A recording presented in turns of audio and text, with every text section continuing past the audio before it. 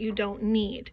This is a chart that you're going to have to kind of commit to memory in order to understand the electron configuration, which isn't too difficult because the first row has a number 1 in front. The second row has a number 2 in front. 3, 4, 5, 6, 7. So that all makes sense. And then the next part is figured out by the letter.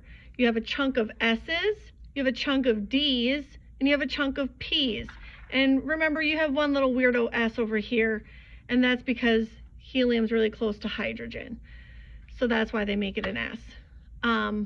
So to look at this one, the electron configuration for the first one is just simply 1s1. The electron configuration for this one would be 1s2. Now the tricky part is when you get to the next row. On the next row, you will include the biggest value for S with this one. So it's going to look like this. That yellow one here, that's the one we're going to figure out. I'm going to take that 1s to the 2 power, and I'm going to add it to the 2s to the 1 power. So that's the electron configuration for this yellow one. Now to move to this orange one, you would take this pink one again, because you're going to take the biggest value for that row, and you're going to add it to this 2s2. So that one is going to look like 1s2, 2s2. So again, we're taking the biggest value from row 1 for the S, and the biggest value that you have right here is this one.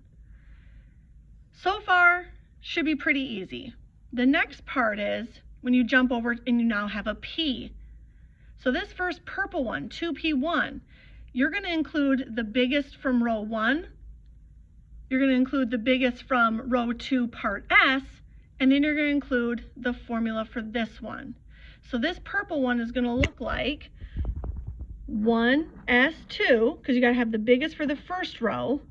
You have to grab the S from the second row, the 2s2, but we're still in the second row, so it'd be 2p1 for that first one. And then the next one, this 2p2 green, will be exactly the same, except you'll say this, 1s2, 2s2, 2p2. And then it would be 1s2, 2s2, 2p3. 1s2, 2s2, 2p4. 1s2, 2s2, 2p5.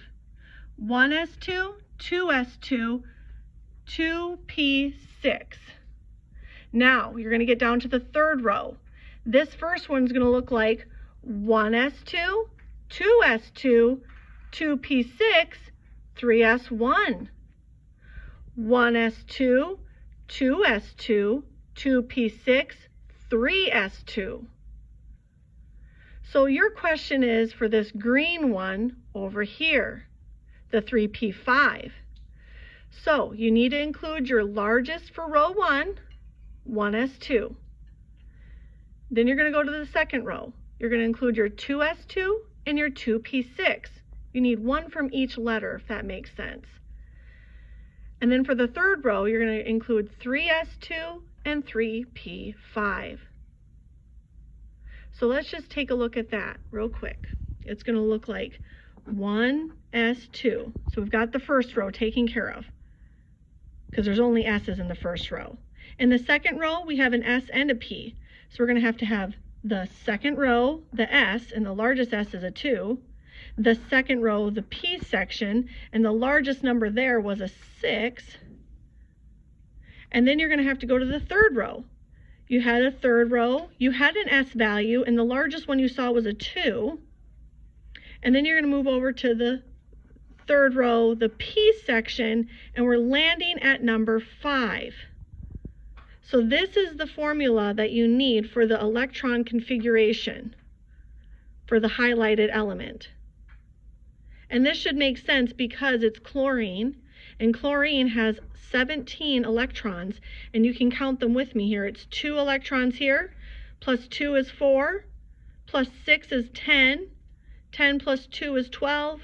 12 plus 5 is indeed 17 electrons. That's how you can check your work. And it is also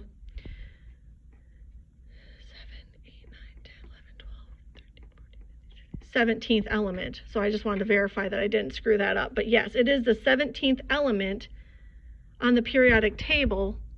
You know, when you count, you've got your first element, your second element, third, fourth, fifth, sixth. You count all the way up to 17 here.